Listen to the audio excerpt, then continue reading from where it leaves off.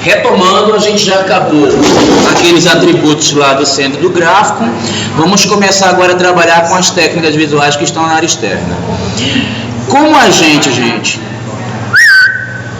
Hello, bora lá? Como a gente já começou a falar de equilíbrio, vai ser legal se a gente pega aqui o fio da meada diretamente em peso. Gente, peso é simplesmente a técnica que mais a gente vai utilizar para descobrir equilíbrio. Mas o peso em si ele já é uma coisa que a gente analisa sem precisar necessariamente de analisar o equilíbrio e a distribuição dos elementos. Os objetos por si só, por possuírem características morfológicas diferenciadas, elas apresentam uma capacidade maior de serem percebidas pelas pessoas. Ter peso não quer dizer estar negativamente ocupada por alguma informação visual. Tá? Tem gente que fala assim, esse negócio é muito pesado, né? Acho que o Júnior hoje me fez a pergunta. Você acha que a obra do Niemeyer ela é bonita ou é pesada? Aí eu não entendi a pergunta dele, pelo menos não se a gente analisa sobre a ótica que a gente está conduzindo agora. Possuir peso, gente, não quer dizer ser mais bonito ou ser feio. Quer dizer simplesmente que um objeto possui uma capacidade de ser melhor percebida ou de ser percebida em detrimento aos demais. Tá? Ele se destaca mais na percepção visual. Ele possui mais peso. Quando a gente tem, por exemplo, um objeto que tem uma determinada cor, ela pode chamar mais atenção que a outra. Então, aquele objeto que tem a cor que chama mais atenção, tem mais peso. Quando um objeto é maior do que o outro, aqui, por exemplo, tem esse conjunto de edifícios em Dubai. São todos semelhantes, têm a mesma forma, têm a mesma textura. Então, o que vai modificar a sensação de peso deles? Tamanho. Tamanho é a primeira coisa que as pessoas identificam como elemento que muda peso, gente. Só que peso a gente não lê somente por conta de tamanho. Cor, por exemplo. A cor determina o peso dos objetos. Mas eu quero que vocês tenham sempre a noção de que dependendo da composição, um objeto vai pesar mais do que o outro. Se eu tiver uma cena somente de objetos de cores quentes, o que é cor quente? Amarelo, vermelho, laranja. No meio dessa cena, se eu boto um objeto destacadamente azul, ele vai ser lido como objeto de maior peso da composição. Por quê? O contexto que a gente está analisando, o normal é ser quente. Quando alguém aparece como frio, ele aparece com uma maior quantidade de peso. Outra coisa que a gente não pode descartar nunca é que o peso também ele é contexto sensitivo. É que eu acabei de falar, na verdade. O peso que eu leio para uma cor, numa roupa, é um. Que eu uso numa parede é outra. A cor que está no projeto de arquitetura é outro. A que se usa nos interiores é outro. O peso da cor que está no elemento publicitário é outro. Os timings de percepção das coisas são completamente diferentes. A arquitetura não é uma coisa efêmera, não sei especificamente a arquitetura efêmera. Um stand, uma coisa que vai ser colocada para evento. A arquitetura tem um timing maior de permanência. Então, obviamente que os pesos que são percebidos não são os mesmos de quem vai usar uma roupa agora e daqui a pouco vai tirar. Então, a gente precisa saber dosar esse tipo de coisa. Mas o contexto, por exemplo, também de projetação muda. Quer ver? E, normalmente, o que pesa mais é aquilo que é mais original. Aquilo que existe em menor quantidade, ele vai se destacar em relação aos demais. Então, por exemplo, na natureza, qual é a cor que a gente tem maior abundância? Verde. Se eu colocar um elemento no meio da natureza, verde, vocês acham que ele vai ser pesado? Não. Às vezes vai ser bem inquisitivo. Agora, se a gente pensa não na natureza, mas a gente está no meio artificial, por exemplo, no interior das arquiteturas que a gente projeta, qual é a cor que vocês acham que existe em maior abundância? É branco. Então a gente tem tendência natural a ler que branco é mais leve no espaço. Agora, se lembrem que ser leve ou não ter peso não quer dizer ser mais bonito, ser mais agradável, pelo menos não na maioria, em todas as situações. Pode até acontecer disso. Porque para que você considere que alguma coisa destacada chama atenção, você precisa provocar o tal do peso. Olha só, Vocês acham que uma grande área de jardim com vermelho é pesado? De flores, por exemplo, vermelhas? E o que vocês acham de uma grande área vermelha no espaço interno? Tende a ser pesado. Depende do referencial. Depende do... Por isso que eu estava falando para vocês que a gente precisa entender sempre os elementos como contextos sensitivos. As análises nunca são individualizadas. A gente tem que sempre ver o global, entender em que situação você está analisando para poder fazer o julgamento de peso daquela composição. Outra coisa também que a gente precisa perceber, gente, é a questão de posicionamento. Uma coisa que eu não falei para vocês ainda. Não, mas eu acho que eu vou falar isso mais lá quando eu falar de contraste. Eu estou adiantando o assunto. Em paisagismo, por exemplo, não é pesado a gente trabalhar com vermelho, mas em arquitetura de interiores é pesado trabalhar com vermelho. Preto também é uma cor pesada, certo?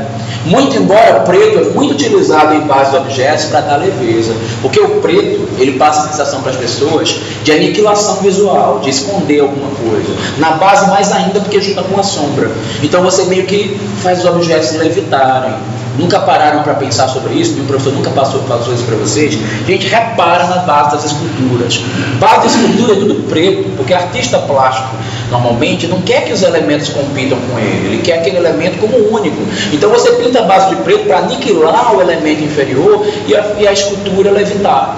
Essa é a intenção de um artista quando ele pinta a base de preto. É por isso que vocês vão ver muito mobiliário com base preta. Você vai olhar os móveis aí, base preta é a coisa mais comum, porque isso dá leveza no mobiliário. Preto, apesar de ser pesado, ele também dá leveza quando você usa ele para soltar. Quando você tem uma extensão muito grande, tem gente que pega e usa um trecho dessa extensão preta para aniquilar os volumes, e ao invés de parecer um grande objeto, parecer que são dois. Tá? Então cuidado com essas informações dúbias de peso que a gente atribui normalmente até por uma pré-concepção ao pesado, quando normalmente ela pode também ser utilizada para dar leveza aos objetos. E se lembrem sempre que ser pesado não quer dizer ser desagradável. Ser pesado quer ser destacado visualmente na nossa percepção. Então, às vezes, ser destacado é justamente evitar ao ser agradável. Quando a gente falar de contraste, não vai lidar mais sobre essa história de ser pesado, ser agradável, relativo com cor. Por enquanto, eu vou falar pouco sobre o mesma coisa acontece com a forma. Quando a forma é muito comum, aquela forma que não é comum, ela prevalece e ela aparece como elemento que tem maior peso e que ela se destaca na nossa percepção. Por que vocês acham que casas geométricas, elas têm mais pregnância, inclusive? Porque elas são menos comuns por enquanto, né? Nós estamos vivendo o momento do pós-moderno. Vocês serão outro perfil de arquitetos que os professores de vocês não foram há 30 anos atrás, né? E o que eles viram muito? Aquele telhado lá que o americano tinha, que era chique, que a gente queria copiar, que tinha aquele nível, aquele outro, né? Então, na década de 90, quem era chique, tinha grana, tinha que ter uma casa daquela. Um monte de telhadão, com um telhadão assim aparecendo, e dizer que comprou telhado Tégola, né? Isso foi uma geração que teve de arquitetura aí. E tem ainda hoje bastante casa desse jeito, e não estou criticando, dizendo que ela não é uma possibilidade estética. Mas eu estou dizendo que contemporaneamente a gente ainda tem poucas casas desse jeito, mas a forma dela geométrica, ela tende a comparecer mais visualmente, porque ela é menos comum. Aquele telhadinho tradicional que toda criança sabe fazer, é o mais comum em qualquer casa, né? Então isso aqui não destaca tanto. Por quê? Não é porque é feio, porque dividir no meio é feio, não. É só porque ele existe em grande quantidade, então ele não se destaca em relação aos demais. Ok? Forma é um elemento. É uma das possibilidades de avaliação do peso. Mas a forma muda de contexto para contexto. No mundo natural, gente, considerando as formas geométricas e as formas orgânicas. No mundo natural, o que é mais comum? Geométrico ou orgânico? Na natureza, orgânico. Nos espaços construídos no interior, o que é mais comum? Orgânico ou geométrico? Geométrico. Então, gente, isso vai mudar completamente de contexto a contexto. Quando você pega numa área dentro de um espaço construído, trabalha com orgânico, ele é um elemento de muito maior peso. Quando você está dentro de uma área que é de natureza e trabalha com geométrico, gente, geométrico destaca. E quer ver mais? É comum encontrar vegetação branca? Gente, então estou dando uma dica para vocês. Vermelho é bastante pesado no mundo artificial, preto é bastante pesado, mas na natureza, por incrível que pareça, branco é um dos elementos de maior peso. Sabe por quê? Não existe muito branco na vegetação. E outra, branco, quando ele está exposto à luz, ele brilha. Então ele dá aquele choque no visual e no olhar. Ele absorve toda a luz e reflete na nossa percepção. Dói até a vista se você fizer um elemento branco muito grande. Então eu estou querendo alertar para vocês que essa percepção de onde você está muda quem é pesado e quem é leve. Uma esfera, por exemplo, em meio à natureza, ela é super pesada, porque ela é uma geometria puríssima. Tá? Agora, uma curva no meio da natureza não é grandes coisas, ainda mais se ela for irregular. Agora, uma curva irregular dentro de um espaço construído, gente, ela é um super destaque. Professor, igual essa escada aqui, né? É um super elemento de peso. Super, porque no espaço anterior, daqui, você está perguntando e quem está assistindo em casa não está vendo. É o Vila Nova de Artigas, né? Ele usa bem na frente da casa a escada. E ela tem uma curva. Ah, tá mostrando preto, né, galera? Não, bota lá de novo. Apaga o vídeo, professor, na hora de ser.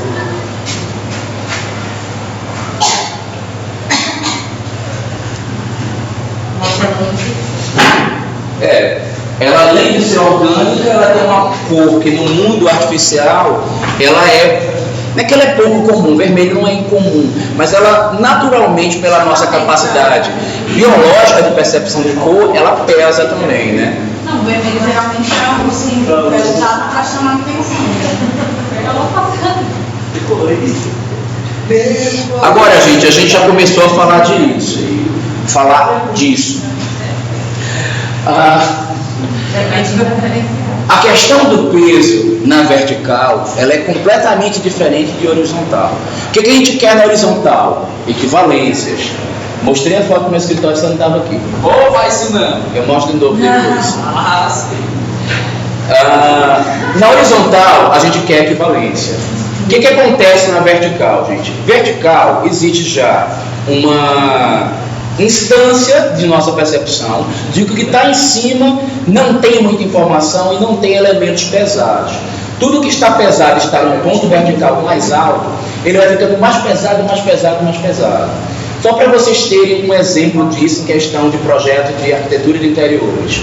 Uma coisa pesada que você bota no piso, não faz tanto peso assim. Agora, se ela vem por rodapé, comparece mais na percepção. Se você botou no roda-meio, já dobrou de peso. Se você botar no teto, então você gritou com aquela informação. Se você aplicar diretamente no forro, ferrou. A chance de você fazer todo mundo desgostar daquilo aumenta. Por quê? Elementos pesados, eles tendem a ser equilibrados embaixo. Então, maior volume, maior intensidade de cor, maior grau de elaboração da forma, são coisas para baixo. Volumes menores, cores menos saturadas, menor elaboração em cima.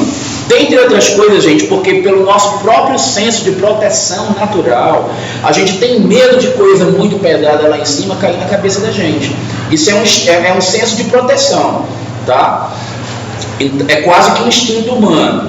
Então a gente tem tendência a fazer isso. Olha só o que acontece no trabalho aqui desse artista. Perceba que os elementos maiores, para ele julgar, para ele conseguir jogar com um certo equilíbrio, ele coloca a maioria embaixo. E aí os pequenininhos, ele vai jogando para cima. Tudo bem que a intenção dele era fazer irregular, ele não está tão preocupado com isso. Mas eu acho que intuitivamente ele saiu jogando os menores para cima para que a gente tenha a sensação de equilíbrio. Não precisa nem vocês pensarem muito para ver que isso aqui é uma coisa automática da nossa percepção. A gente não precisa ficar julgando muita coisa. Fazer o seguinte, o que vocês acham que vai dar a sensação maior de segurança, de maior estabilidade, se você estiver perto da composição? Aqui eu vou fazer pessoinha número 1, pessoinha número 2. O que vocês acham que vai ser mais agradável de perceber? 1 ou 2? 2, porque a sensação de instabilidade e insegurança que dá aqui é grande. Você vai ter a sensação o tempo todo que isso vai cair na sua cabeça, né? No mínimo, você não tem uma sensação de afinidade com o espaço, porque parece que você tem que dar uma caída para chegar nele, né?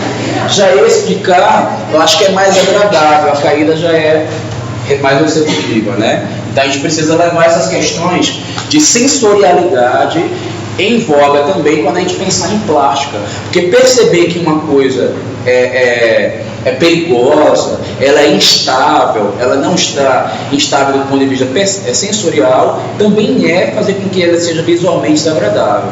Essa recíproca vai ser verdadeira quando a gente pensar, por exemplo, no quesito de cor. Olha só, o que está mais pesado? Essa coluna, que ela está embaixo, ou esse teto pintado aqui em cima? Porque a gente, dentre outras coisas, não está acostumado a ver a parte superior com informação maior de peso, ok? Sem falar que a gente também tem uma proporção maior aqui, né? Então deslocar uma proporção maior para a parte superior, ela é uma sensação de desequilíbrio de peso. Quando vocês fizerem os exemplos de vocês, gente, de peso, eu não quero que vocês apontem para mim que existe peso no objeto.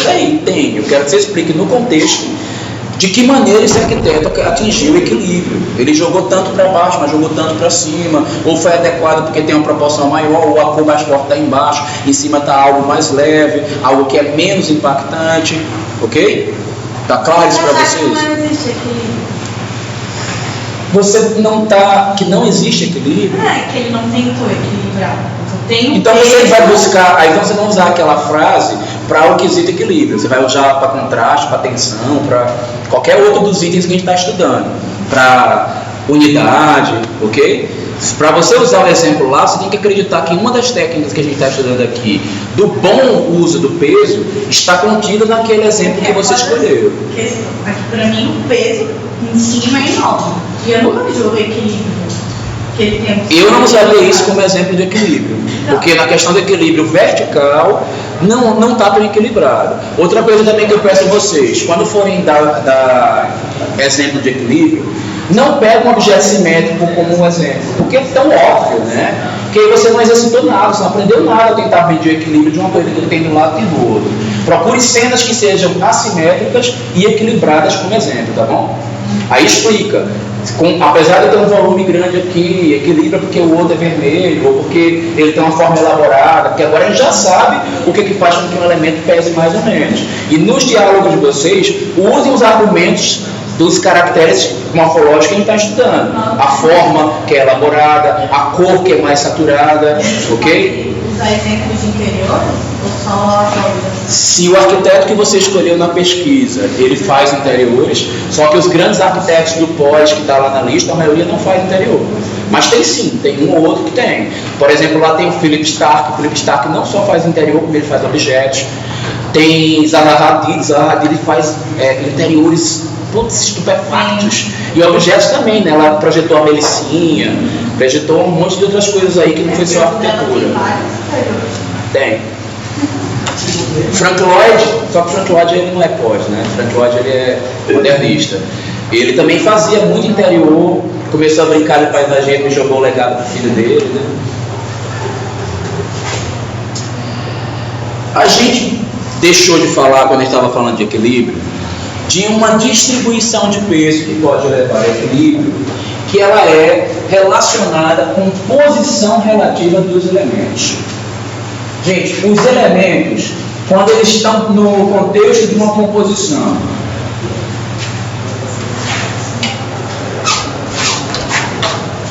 e eles tendem a se aproximar do eixo de gravidade da composição, eles tendem a ter o seu peso relativo lido como menor na composição. Entenderam? Ou ficou vago? Não. Vago? Então eu quero dizer o seguinte: se eu pegar um elemento que está aqui, ó, no meio da composição, em colaboração ao peso do lado esquerdo, e do lado direito pegar esse mesmo elemento, mas eu colocar ele mais longe, eu estou querendo dizer que este cara aqui, ele pesa mais para o lado direito do que este que pesou para a esquerda, porque esse está tão próximo do eixo de simetria que ele contribui pouco para a informação de que ele está à esquerda, que o peso está deslocado para a esquerda. Ele está quase como se ele estivesse andando para a direita, jogando o peso para a direita. Deu para entender isso? Eu vou pegar um exemplo melhor. É engraçado isso, né? E vocês acham ruim? Eu estou preenchendo, gente, a mente de vocês com informação. Que bom que agora vocês têm consciência do quanto que estava vazio, né? Que agora está ocupando as lacunas. Eu espero que isso tenha retorno aí, ó. Eu quero que no dia da apresentação vocês sejam preenchidos de informação. Não cheguem aqui vazios. Mas tem a listinha para lembrar de tudo. É só chegar lá no item e escrever. O tópico está lá. A lista já está feita, você já tem anotações 1000 aí, vocês estão fazendo um livro, né? Tem aluno ainda fazendo um livro. É a primeira turma que eu vejo que anota tanto. A maioria volta lá. E é. Acho que não, está exagerando. Mas olha, eu estou falando de equilíbrio, tá? E eu estou falando de posição relativa em relação ao eixo de gravidade. Quem está mais próximo do eixo é mais leve. Vamos brincar de maneira diferente? Eu vou brincar do que eu fiz quando eu era criança, que eu me lasquei todinho. Não é tanto assim não. Não, quem olha pra cara desse marmanjo pensa que ele é bem novinho. Oxi, 20 anos. 20 anos. Só se for de papagarismo. A vida, né, velho? Uma vez dessa de longe, falei, ó. Isso é o sol, né? Maria Valdez, esse amarelo, esse gostar, tivesse naquela parede. Ai, meu roupa de velho. O azul. Agora Tivesse. Estaria dentro do equilíbrio. Deixa eu mostrar lá na Foi mais ou menos isso aí. Estaria no equilíbrio. Peraí, Moacir, gente, ajuda aí. Você viajou demais, eu não consegui, foi muito rápido. Como é? Se tivesse azul aqui, ou aqui. Não, se você pega o amarelo e coloca nessa parede do quadro aí, tá? Nessa de cá. Isso. Aham. Aí o azul, você, claro, não vai deixar encostado, mas você desloca ele um pouquinho simplesmente, O azul que é as cadeiras? tá? Aí haveria Olha, essa cena é muito complexa para a gente ler, a gente tem que isolar todo mundo, porque tem tanta informação aqui de teto, de forro, de cor. Vamos fazer o seguinte, vamos pegar o exemplo que eu vou dar agora. Se você não entender, eu vou tentar voltar para cá, porque eu acho que isso aqui não está bom para a distribuição de peso horizontal, porque tem muita coisa aqui na horizontal. Para ler essa cena é mais complexa. Dá para ler, mas não é o momento agora de eu forçar vocês a lerem já tanta informação e tentar descobrir então o equilíbrio, tá? Melhor numa cena mais simples. Ó, voltando, só para que vocês fixem isso com facilidade, vamos pegar um exemplo bem mais fácil para vocês verem a questão do equilíbrio. Ó. Imagina aqui, foi isso que eu desenhei agora há pouco? Foi? Uma gangorrinha. Aí vocês pensam dessa maneira aqui, ó. Se a gente pegar aqui, ó, eu tinha um amiguinho que ele era gordão. Quando era criança. Porque ele era gordão. É. E eu era bem magrelinho, né? E eu fui brincar de gangorra com esse amiguinho. Aí na hora que ele sentou na gangorra, eu dei um pulo, caí aqui no meio e quebrei meus dentes. Eu nunca mais esqueci dessa cena. E aí eu comecei a lembrar de equilíbrio pro resto da vida. Eu acho que agora vocês não vão esquecer por causa da cena dos dentes quebrados. Só que se esse meu amiguinho ele tivesse sentado mais aqui para frente, a chance dele quebrar meus dentes era menor, porque ele estava mais próximo do eixo, o peso dele não ia influenciar para a distribuição na gangorra.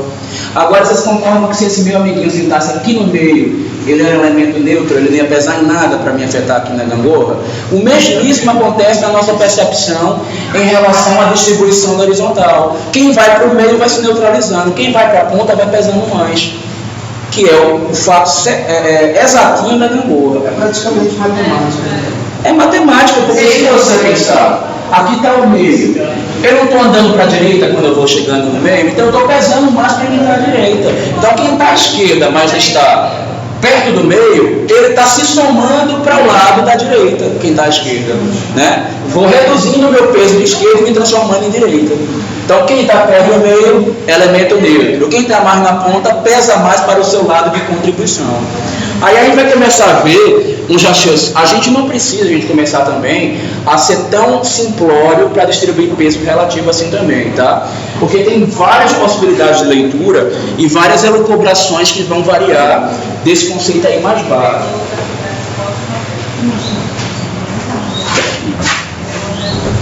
Olha só o que acontece. Isso aqui é uma coisa comum, sabe? Dona de casa, quando pega o móvelzinho dela, o aparador, a primeira coisa que ela faz é pensar assim: vou comprar 2 vasos. Exatamente o que eu tenho de um lado, eu boto do outro, porque senão não está equilibrado, não está bonito, né? Rola isso aí na casa de vocês, né? Aqui rolou um sorriso tão forte aí. Acho que rolou uma lembrança, hein? Ou pelo menos sua mamãe ou sua vovó fez isso. Diga que não. A minha mãe, ela não comprou um. A minha mãe, ela tinha uns 20 vasinhos, sabe? Só que todos iguais. Ela tinha umas 4 cômodas, um monte de cristaleira, aquelas antigas cheias de rococó, né? E ela pegava os 20 vasinhos dela, tudo desse tamanho assim, né? Bem pequenininho. Oi? Rococó é um período da história onde existiam muitas curvas volutas e muitos detalhes e floreios na ornamentação dos objetos. O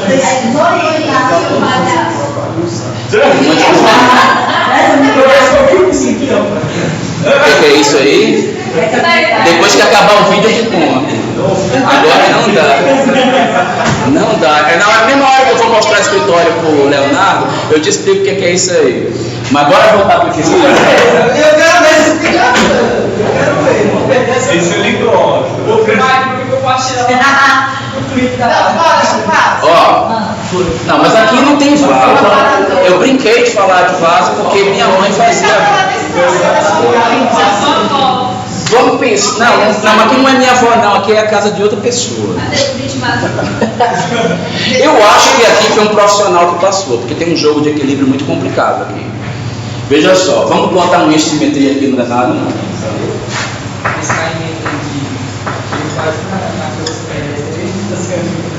Tá mais ou menos o eixo, né? Olha só. Pra mim, sim, não tem.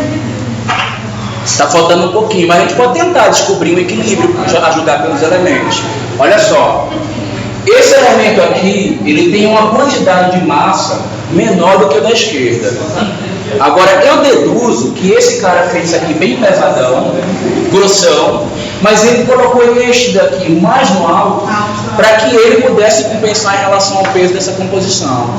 Só que aí você vai perceber também que ele faz o seguinte: ele pega um elemento grande, coloca de um lado, pega o outro aqui também e coloca do outro. Estaria equilibrado se esse danado não estivesse tão próximo do eixo em relação a esse que está mais afastado. Aí ele pega e faz o seguinte: já que esse pequenininho está no meio da composição, o que ele virou? Elemento neutro. Ele não está para a direita nem para a esquerda. Só que esse cara que era mais ou menos o tamanho desse, ele ficou muito perto do eixo, ele já perdeu o peso desse cara, né? Então o que ele fez? Adicionou um elemento menor aqui na ponta. Então ele fez um jogo, uma brincadeira de equilibrar primeiro o próprio aparador, que tinha uma forma complicada, depois ele chegou e fez uma redistribuição de pesos, gente, que não é nada óbvia, né? Arquiteto tem que pensar nessa jogada toda aqui, porque aquela coisinha de dizer que tem de um lado e tem do outro, tem equilibrado, valeu, isso qualquer leigo sabe fazer. A gente tem que saber ir mais longe, como está aqui nesse exemplo, tá? E nas fachadas de vocês, na volumetria, na forma, tem que rolar esse raciocínio, então, tem que fazer essa leitura mais ampla. Então quer dizer que quanto mais próximo do eixo estiver, ele perde peso. Perde peso. Ele pode ser enorme, mas ele vai perder peso relativo. Mas óbvio que um objeto enorme, ele perde proporcionalmente menos do que um pequenininho, né? Não, em relação ao outro lado. Que foi o que aconteceu naquela primeira fachada que a gente viu lá do arquiteto que eu dei o exemplo, né? Depende. Então vocês já estão craques em distribuir peso, né, gente? Atingir o equilíbrio. Vocês já estão começando a olhar para as fachadas de vocês e sentir esses equilíbrios, essas coisas aí? Assim eu espero. Vamos ver um pouquinho mais, então. Equilíbrio, relação de apoio, momento, Posso passar para o próximo, gente? Todo mundo entendeu o peso? Vamos para outro quesito, que é um quesito de apreciação visual e que faz com que a gente possa atingir Um bom desempenho na concepção plástica e arquitetura. Tá bom hoje. Não, tá nada. Proporção. Gente, quando vocês forem fazer a pesquisa de vocês em proporção, vocês podem escolher qualquer uma das técnicas que a gente vai ver. A gente vai estudar proporções áureas, a gente vai estudar pontos áureos, a gente vai estudar amenização da proporção vertical com elementos horizontais, a gente vai ver mudança de sensação de proporção, tá? Qualquer uma dessas técnicas que a gente está estudando vai poder servir como exemplo. Vamos primeiro falar de proporção áurea. Proporção áurea vocês já estudaram, né? Porque vocês já viram antiguidade clássica. E vocês viram que lá no passado, um cara pegou um quadrado, bifurcou com um compasso aqui, ó, puxou para cá e fez um arco, e nessa saidinha aqui do arco que ele deu, ele descobriu um retângulo. E aí, na sequência, ele descobriu que esse retângulo, ele era a proporção que mais se repetia em quase todos os elementos de natureza que a gente considera e julga como bonito. Aí ele começa a ver uma série de proporções, o próprio corpo da gente, ele está dentro de uma proporção áurea, o formato do nosso rosto está dentro disso, e aí ele começou a analisar as conchas do mar, uma série de outros elementos. Aí a gente vai perceber, por exemplo, que já lá na Antiguidade Clássica, eles começam a fazer as fachadas no formato da proporção áurea, porque isso faria com que o ser humano, ao olhar a edificação, entendesse ela como mais bonita.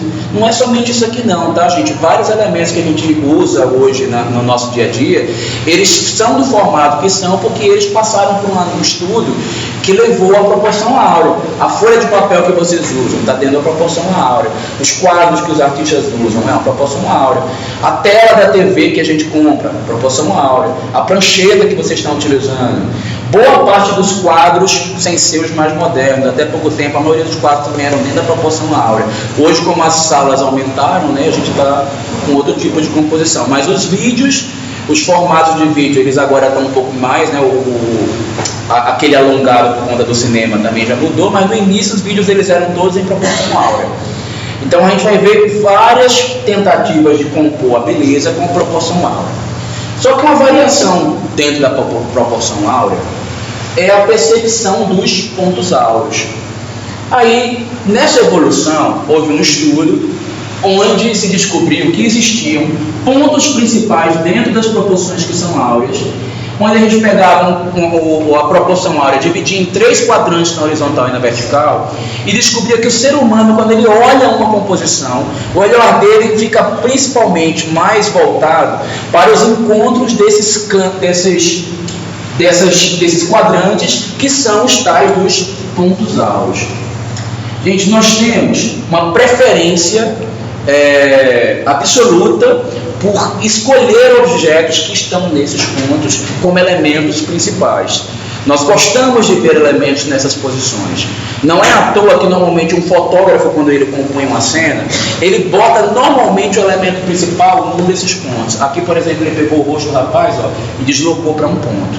E outra, nós temos preferência dentre os vários pontos áureos pelo ponto áureo que fica no quadrante inferior esquerdo da composição.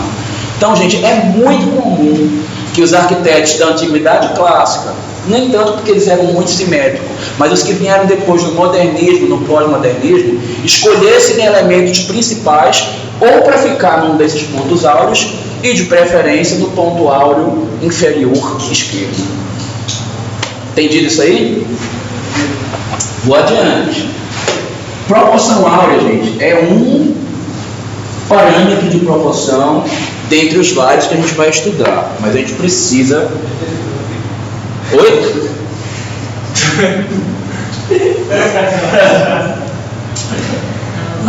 Falou besteira, nem quero escutar. Se quer saber de verdade, fala alto. Aqui tá falando. Não é isso. Eu te pergunto se não é isso ali, ó, pelo lado ali, ó. Deixa quieto, deixa vagar. Tá bom, só bagaceira que fala aí. Não tô sabendo. Deixa eu ver se eu brinco primeiro com ele. Não precisa, gente, numa defesa de pesquisa. Hello. Não precisam da defesa de pesquisa falar para vocês que é coerente que a gente, quando trabalha numa composição, equilibrar as composições para que determinados elementos não tenham proporções muito exageradas ou muito diminutas em relação ao todo da composição. Isso é uma coisa super intuitiva que todo mundo sente, né? O elemento gigante no meio da composição, ele se comporta estranhamente. E um elemento extremamente reduzido, minúsculo, ele também vai ser lido como estranho. Então isso eu nem vou contar para vocês, nem vou pedir para que vocês apresentem trabalhos desse jeito. Mas uma vez que esse elemento está muito grande, muito desproporcional, tanto na vertical quanto na horizontal, rola todo um show aí paralelo, toda uma sacanagem com um grau de importância tão plástico. Eu não consigo competir com vocês. Eu precisava aprender a dançar balé dos cisnes para conseguir ter o teor artístico das cenas que vocês fazem paralelo. Desculpa a cena de ciúme, mas é porque... Desculpa a cena de ciúme.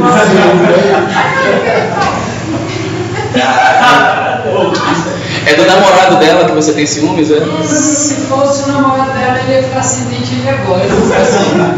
Antes de eu chegar da porta, ele já pegou o beijo, eu já ia pegar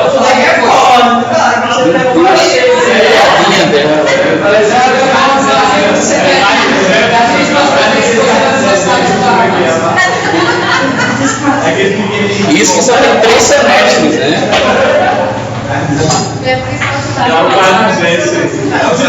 Mas aí, vocês deixam eu voltar da proporção?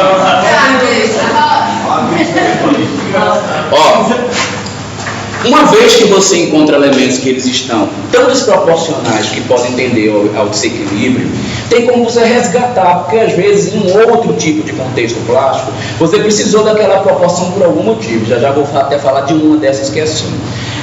Por exemplo, nesse conjunto de prédios, eles têm proporções semelhantes, apesar das variações, certo? Apresentam até um quesito de ritmo, que a gente vai estudar lá mais pra frente. Mas, provavelmente, se a gente comparar esses prédios com o restante da composição que está para cá, talvez a gente sinta eles como muito alongados, com uma verticalidade muito exagerada. E aí, esse arquiteto aqui em específico, o Norman Foster, ele quebrou essa verticalidade a partir de linhas horizontais para amenizar a sensação de vertical e a gente não sentir que está muito exagerado. O mesmo também é possível fazer se a gente pensa que uma cena está com exagero de horizontalidade. Olha o que acontece aqui, ó. Aqui era uma obra de arte. O que o artista fez? Ele quebrou com linhas verticais para reduzir a sensação de horizontalidade. A gente pega aqui também, ó, o trabalho dos irmãos Wright. É uma instalação que sobrevoa a cidade e ela é super alongada. O que ele faz? Ele quebra com elementos no outro sentido para reduzir essa sensação de proporção exagerada somente no sentido. E às vezes a gente vai acabar produzindo isso também, não necessariamente com elementos reais ou realmente com partições na forma, mas somente a partir de linhas. Aqui, por exemplo, ó, um espaço que tem pé direito duplo.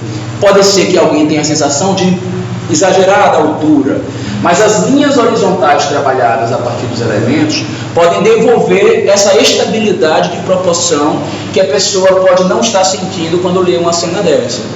Mas não é somente para equilibrar que a gente faz o uso de recomposição das proporções com linhas. A gente pode também mudar a sensação de proporção de algo que já está equilibrado, que está desequilibrado. Por exemplo, aqui, ó, a gente pega um ambiente que ele está muito baixinho e ele tem muito apertado, muito fininho. Linhas no sentido perpendicular à dimensão que é pequena, para que algo que estava apertado parecesse mais largo. E algo que estava muito baixinho parecesse muito vertical. Você vê que ele aqui trabalhou com elemento vertical no painel, trabalhou também com, não sei se é um papel de parede, se é um relevo que ele trabalhou, para aumentar o pé direito da cena. Bem provável.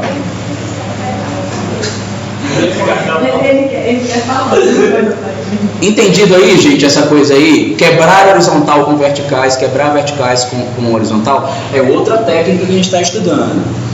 Mas tem uma técnica, gente, que os escultores adoram, tá?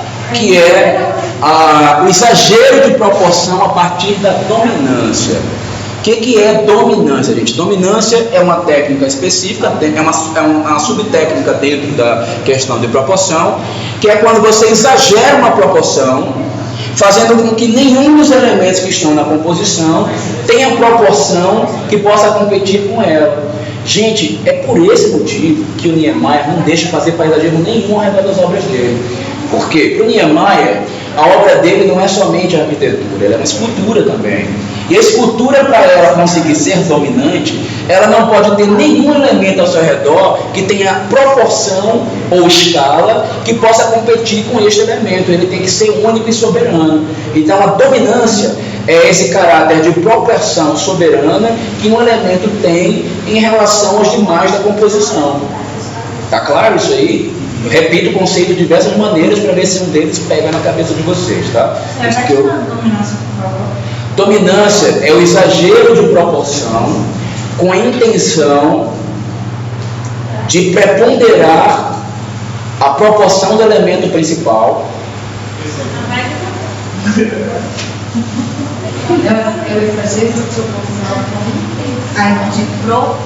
De preponderar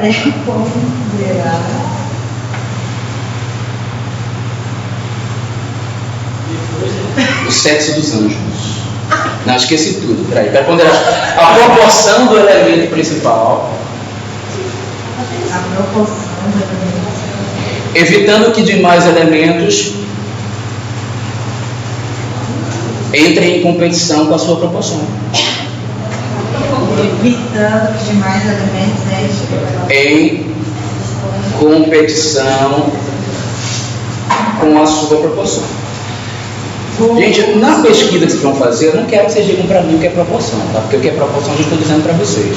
Eu quero que vocês identifiquem de que maneira o profissional utilizou e ele mudou o quê? Em que local da obra que está, o elemento que ele fez, que gerou essa coisa lá que a gente já entende que é dominância, tá bom?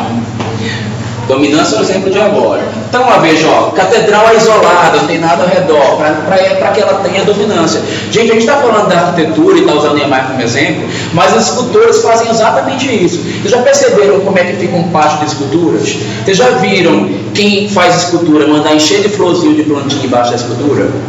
Não enche, não pode. Oi? Tira tudo. Não, mas fica ela, né? Escultor tem pavor disso, e eu vou contar mais para vocês. Arquiteto, via de regra, tem essa síndrome da dominância. Porque eu sou paisagista também, vocês sabem, né? Não precisa nem dizer que não, meu site está estampadíssimo. Então vocês vão me pegar no 6º semestre novo como professor. Não, não vamos pegar não. Eu vou dar aula para vocês no 6º semestre. Aí já tá um sonho. Não vai rolar não aí. Melhor você se resolver lá com a Mariana, que não tem jeito. Mas eu estava falando do paisagismo. Não dá corda para sacanagem não, que eu perco o assunto todo. Paisagismo. Gente, fica todo globinho. Desde o primeiro projeto de paisagismo que eu fiz na minha vida, quando eu não era autor do projeto de arquitetura, eu percebi uma constante. Os arquitetos em geral, eles falam assim: se ele tiver em trabalho em conjunto com você no trabalho, né? Olha, tira as palmeiras para o lado, bota as árvores para trás, tira essas plantinhas aqui de baixo. Ele praticamente não quer que nada verde apareça na visão. E a gente sabe que dominância é uma técnica de composição. Tem várias outras que podem compor uma cena, que pode ter um caráter também escultural, que não é somente a dominância. Tá? Então, o que eu estou dizendo é que Niemeyer ele preconiza esse tipo de técnica, ele pratica muito isso, mas essa não é a única maneira de trabalhar. Tá? Talvez seja isso. E aparece Não, todas as obras dele você vê que... Deixa eu ver como é que está o nosso timing aqui.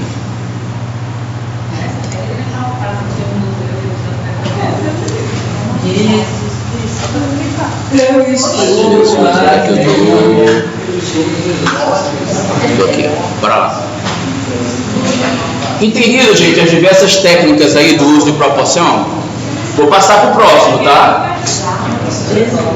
Vamos trabalhar então com continuidade.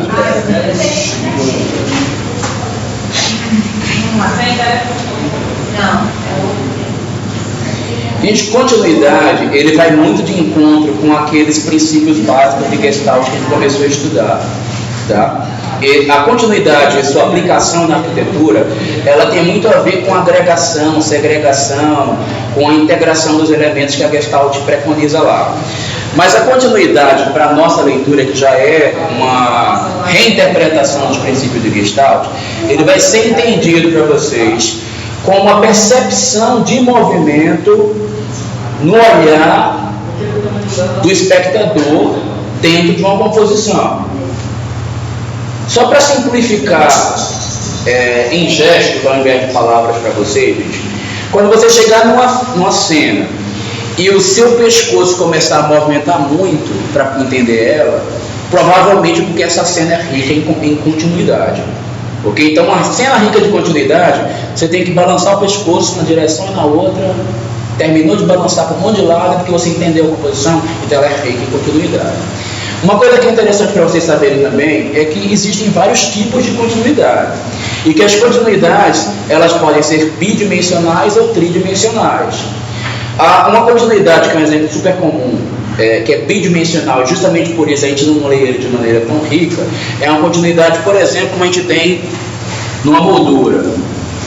Moldura é um elemento de percepção plástica. Durante muito tempo ele foi valorizado como um elemento de estética, e a gente vai ver muitas pessoas compondo quadros com molduras. Mas vocês sabem que a gente está vivendo um momento do no frame, né? A gente está vivendo um momento do não moldura. No frame. Então, até porque a gente está num momento que vai do máximo de complexidade para o máximo de simplicidade. Essas são as duas linguagens em voga hoje na arquitetura contemporânea, são as principais. Mas moldura é uma continuidade, só que ela é bidimensional. Quer ver outro exemplo também super simples de continuidade, que também é bidimensional? Um rodapé. A gente dá a volta, tem um movimento na percepção do olhar, mas ela é comum. Ela é de tão comum, acho que a gente pode chamar ela até de vulgar, porque em todo lugar todo mundo tem, todo mundo sabe o que é. E as continuidades que são ricas, gente, normalmente elas são tridimensionais. Elas não fazem só a gente ler dois planos, X e Y. A gente anda no Z, a gente anda no Y com Z, no X com Z. E o olhar ele faz uma coisa mais complexa para entender a composição. A gente vai ver aqui, por exemplo, essa cena aqui, por exemplo, ela mistura X com Z. E a gente dá uma percebida longa no olhar. Aqui também a gente vai ter uma mistura de X com Z, né? Onde um elemento que ele está como prateleira, volta, vira armário e depois se transforma em bancada. Tem até um porquê funcional, né? Quando a gente consegue aliar o que é plástico, a funcionalidade, ao climático e aos outros fatores da arquitetura, gente, o critério plástico ele se torna muito mais rico, porque você fundamenta do ponto de vista plástico e você fundamenta do ponto de vista climático. É por isso que eu estava discutindo com você quando você jogava um diagonal, e eu dizia por quê? Pelo design. Mas esse design fala o quê? De qual princípio? Ou funcional? Porque design, ele significa funcionalidade, ele significa clima, ele significa forma, plástica, beleza, estética, ele significa ergonomia, ele significa tudo que um projeto pode contemplar, inclusive tudo que a gente está estudando, dinheiro, né? A questão econômica e financeira. Então, quando você chega e bota um diagonal e fala, é só design? Design é coisa pra caramba, não dá pra dizer só design nunca em nenhuma obra, tá? Tem que ter outros fundamentos por trás. Alguns deles a gente está discutindo agora, né, que são plásticos, e vários outros a gente já discutiu no caráter climático e no funcional. Então preciso que isso esteja no seu diálogo para poder jogar uma diagonal. Não acho que a diagonal é ruim, pelo contrário. Vocês vão ver uma obra minha, só o que eu jogo é diagonal nessa obra. Vou botar aqui a tela para vocês.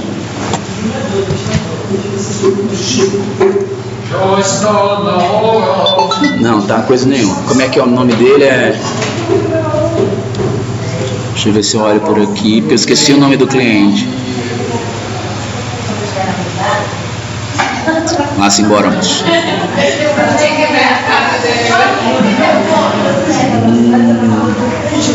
Gilmar.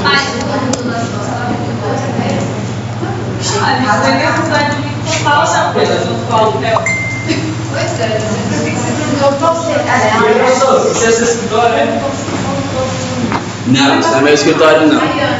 Isso é obra de um cliente meu. Cheio de diagonais. Agora me pergunta por que dessas diagonais. É design. Mas é design por quê? Eu tenho um vento dominante que ele vem por aqui. A predominância da chegada da chuva aqui que vai ser acessada, ela é na parte superior. Quando eu começo a vir para baixo, eu já não preciso me proteger tanto dessa chuva de vento que cai para lá. Por isso que tem uma diagonal. Eu tenho uma cobertura que aqui em cima, tá vendo que tem uma diagonal também subindo? Aqui precisa passar um cabo de bombeiro, então por isso tem que ser mais alto. Aqui embaixo eu preciso só cobrir a guarita, e se ela for muito alta, ela não se presta a proteger da chuva como ela sendo baixa. Então por isso que eu estou descendo. E tem uma outra coisa também, eu estou lidando com um caráter aqui de originalidades. Quando eu olho ao longo dessa rua todinha aqui, quando eu fiz a pesquisa, tem um monte de curvas, tem um monte de retas, e não tem nenhuma diagonal. Então eu fui direto na complexidade e na originalidade. Só que a gente não viu originalidade ainda, não vou falar disso ainda para vocês, tá? Então, só design é coisa pra caramba, não é só design de jeito nenhum. É o design com todos os argumentos que o design tem por trás disso. Continuidade. Sim, continuidade que a gente estava falando agora.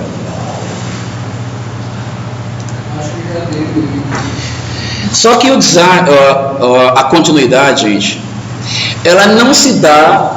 Vocês lembram que quando a gente estava começando a ver Gestalt, nós começamos a ver pontos e o nosso olhar começava a aproximar esses pontos e formar figuras?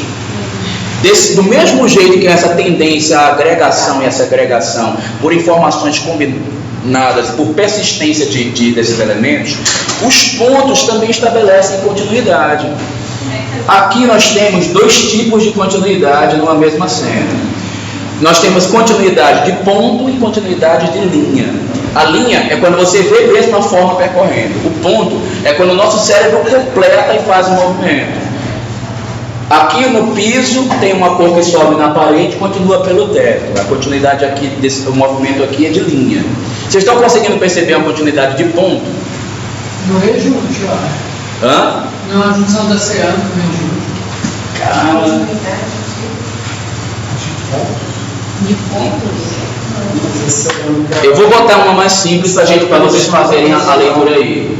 Tem uma continuidade de pontos super simples aqui, não tem? Ó? A gente liga os pontos aqui, ó, e a gente faz uma linha. Só que se lembre, para ser continuidade, teria que esses pontos percorrerem e provocar movimento no olhar.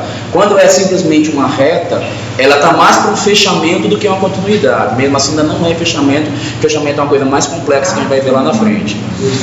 Ó, eu falei que plástica não é fácil, plástica é complicado. Agora, existe um elemento que não é uma continuidade de linha aqui, que a gente liga ele e faz um movimento. Vocês não estão vendo, não? As lâmpadas. A lâmpada, se ela quisesse, poderia ser, mas ó. E a gente, ó, a gente só leu essa.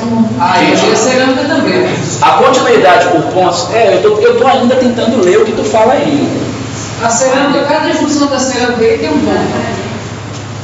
Cada uma tem um ponto. Liga o desenho que você está vendo. Aqui, ó. Aqui, ó. Meu cérebro não está fazendo isso. Outro aqui, outro aqui, outro aqui, outro aqui, outro aqui, outro aqui. Desenho na cerâmica. Sacou? É. Tipo, aqui vai ter um, aqui vai ser quadrado, aqui, ó. Pá. Só que ele é de linha porque existe a linha do rejunte passando por ele. Então. O que se dá, a continuidade que se dá por pontos e o nosso cérebro faz o fechamento, ele realmente tem pontos. Veja só, aqui, por exemplo, eu tenho elementos desordenados de qualquer maneira. Só que o nosso cérebro não lê esses pontos, nosso cérebro só registra o S, ok? Aqui, por exemplo, o nosso cérebro ele não registra os pontos da curva, ele registra essa sinuosidade que fica. Então, normalmente isso aqui que é uma continuidade formada por pontos, tá? Depois começou, mas agora quase não percebi. E é meio assim que funciona mesmo. Quando você pega elementos de fechamento, deixa para fechamento que eu dou exemplo, que aí a gente vai entender melhor essa continuidade que também se dá por fechamento. Mas não será o. Não, porque o assunto está lá para frente ainda. Deixa eu ver. Pior que eu não posso dar continuidade Eu hoje. acho que já passou até 1 minuto. Não, tem nada disso. Ainda tenho mais 20 minutos de aula. Eu só estou com um problema aqui no vídeo, que o vídeo vai acabar já já. Eu vou encerrar aqui nesse continuidade. Só porque o vídeo vai encerrar. Esse programinha ele não deixa gravar mais de 1 hora, mas eu vou dar mais assunto, peraí. Vá-se embora. Gente, antes de eu passar para o próximo, vocês entenderam então a continuidade? Ah, não posso não, eu tenho que fechar esse. Esqueci, ó. Isso aqui foi uma casa projetada por mim. Que eu... Gente, bora lá, que eu tô no finalzinho aqui do vídeo. Essa casa daqui eu nunca fui ver o final da obra, porque eu caí na besteira de fazer uma excursão, né? E quando a casa estava perto de ficar pronta, eu levei os alunos para ir assistir, para ver a obra, para conhecer, para ver o gesso aberto, para ver como é que a obra acontece. Gente, eles fizeram uma algazarra tão grande na obra do cliente, que quando o cliente chegou lá, estava aquela zorra, eles fazendo aquela bagunça toda, o cliente não gostou e aí eu nunca mais pude voltar para ver a casa. Ele tomou abuso de mim e proibiu minha visita na casa. Infelizmente, que essa casa ela tinha, eu imagino que ela está muito bonita hoje em dia. Isso aqui foi na obra. Faltava. Eu não sei, era um movimento parecido com a bagunça de vocês. Era bem parecido. Só que quando chegou lá, a coisa ficou ruim, ficou bem pior. Mas o que eu estou querendo dizer, gente, é que continuidade, ela não é uma coisa que a gente faz somente. Por exemplo, moldura eu estava condenando, né? Estava falando com uma linguagem muito comum, muito vulgar. Mas vocês perceberam que essa casa é toda emoldurada? Mas ela é uma continuidade que ela tem uma riqueza maior do que simplesmente contornar uma janelinha. Se vocês observarem aqui, ó, olha o que aconteceu. Lá no projeto, gente, ajuda aqui que o tempo do vídeo vai acabar no programinha. Não vou conseguir. Eu tive um erro aqui na obra. Tinha janela em cima e tinha exatamente igual no andar de cima, tinha no andar de baixo. E aí, o cara que fez a execução errou. E saiu desalinhado. Porque essa lateral daqui era certinho com essa também. O que foi que eu fiz? Criei uma moldura que englobou os dois. Quem faz a leitura vê de um elemento único que tem os elementos compondo ele, e não de elementos alinhados. Eu tinha outra situação aqui também, ó. Olha a moldura que aparecia na esquina. Lembra que eu falava que a continuidade é um elemento mais rico quando ele é tridimensional e não bidimensional? Eu poderia fazer uma moldura que acabasse aqui no plano X, no plano Z, X. Só que eu preferi começar na fachada da frente e continuar com a moldura seguindo para a fachada do lado. Aqui, por exemplo, eu poderia simplesmente contornar a janela e dar uma voltinha como todo mundo fez. Mas eu preferi que essa continuidade, além de abraçar a janela, ela envolvesse o teto e continuasse pelo teto. Aumentei o grau de tridimensionalização da percepção dessa continuidade, tirei ela da esquadria e fui para a forma da casa. Comecem a aprimorar os elementos que vocês fazem, até porque continuidade ela pode ser clara ou ela pode ser pouco clara, certo? Ter muita clareza ou pouca clareza. Quando você enriquece e dá uma quantidade de movimento maior na continuidade, você aumenta o grau de clareza dela e torna ela mais rica, mais perceptível. Não é só para a continuidade que isso vale não, tá, gente? É para tudo que a gente está estudando aqui. Deixa eu encerrar só a continuidade, mas a gente vai ver o próximo quesito ainda. Não é nada de ir embora agora não.